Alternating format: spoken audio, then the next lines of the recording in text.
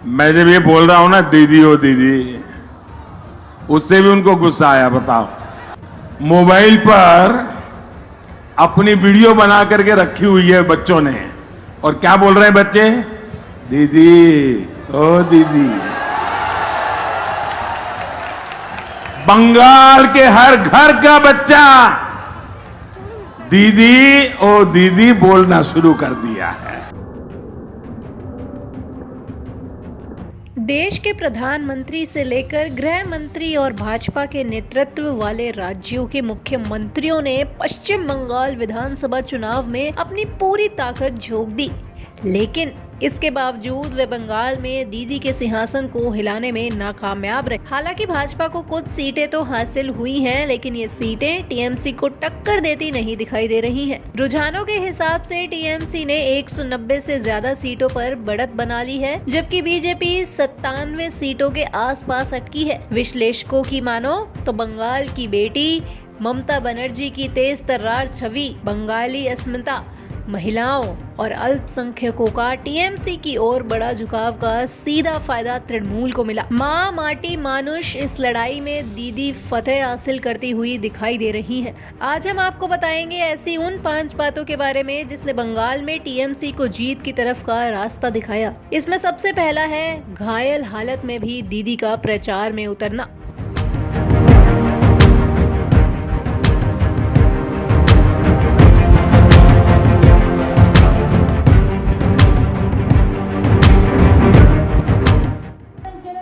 BJP का अकेला मुकाबला कर रही ममता बनर्जी का नंदीग्राम में चुनाव प्रचार के दौरान घायल हो जाना, व्हीलचेयर पर जिस तरह से लगातार दीदी ने प्रचार किया और बीजेपी के खिलाफ हमला बोला, उससे यह तो साबित हो ही गया है कि घायल शेरनी ज्यादा खूंखार होती है। वहीं चुनावी स्टंट के हिसाब से देखें तो सहानुभूति की फैक्टर दीदी की ओर झुक गया। आगामी दिनेर ऊपर निर्भर करছেন কত পাবেন, বাড়তেও তো পারে কমতেও তো পারে, এবারেও কোভিড ছিল 50,000 টাকা করে আমরা দিই। दूसरा है ममता बनर्जी का बंगाल के खास वर्ग की तरफ झुकाव और वोट बैंक अपनी ओर लेना। दरअसल महिलाओं, मुस्लिमों और बंगाली भाषी लोगों पर अपनी पकड़ बरकरार रखने में ममता कामयाब रही। वहीं बीजेपी के पास ना तो मुख्यमंत्री पद का कोई चेहरा था और ना ही कोई दिग्गज महिला नेता जो ममता को उन्हीं की भाषा में जवाब दे सके। मुस्लिमों ने भी लेफ्ट कांग्रेस के साथ शामिल इंडियन सेक्युलर फ्रंट की जगह बीजेपी को हराने के लिए एक तरफा टीएमसी के लिए वोट किया। इससे वोटों के बंटवारे की विपक्ष की सारी चालें धरी की धरी रह गई। ममता ने बांग्ला संस्कृति, बांग्ला भाषा और अस्मिता के फैक्टर को हर जगह उभारा और 50 महिला उम्मीदवारों को इसी रणनीति के तहत मैदान में भी उतारा। ममता की जीत का तीसरा बड़ा कारण है दलितों और पिछड़ों के बीच बीजेपी का पूरी पकड़ न बन पाना। बता दें कि बीजेपी ने दलितों, पिछड़ों और आदिवासियों को साथ लाकर हिंदू वोटों को एक साथ लाने की खूब कोशिश की, लेकिन मतुआ समुदाय को पूरी तरह से बीजेपी अपने साथ नहीं ला पाई, क्योंकि दलितों, पिछड़ों के लिए कल्याणकारी योजनाओं से भी ममता सत्ता विरोधी लहर को काबू में रखने में कामयाब रहीं।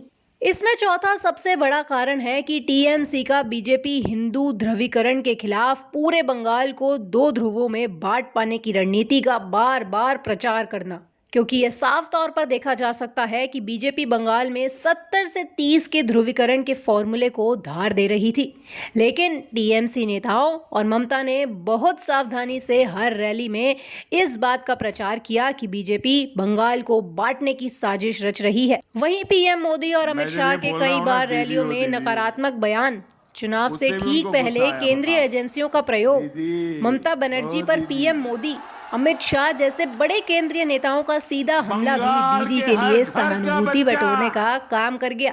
दीदी ओ दीदी, 2 मई दीदी गई, दीदी की स्कूटी नंदीग्राम में गिर गई जैसे बयान बीजेपी पर बिल्कुल उल्टे पड़े। वहीं विक्टिम कार्ड को भुनने में टीएमसी ने भी कोई कसर नहीं छोड़ी। और कोरोना के बढ़ते मामलों के बावजूद चुनाव आयोग द्वारा 8 चरणों में चुनाव कराया जाना, बंगाल में चुनावों के दौरान हर रोज हो रही हिंसा, अर्धसैनिक बलों की गोलीबारी में लोगों की मौत और अफसरों के ट्रांसफर जैसी गतिविधियों ने यह संकेत दिया कि केंद्रीय एजेंसियां चुनाव में ज़्यादा दखल दे रही हैं।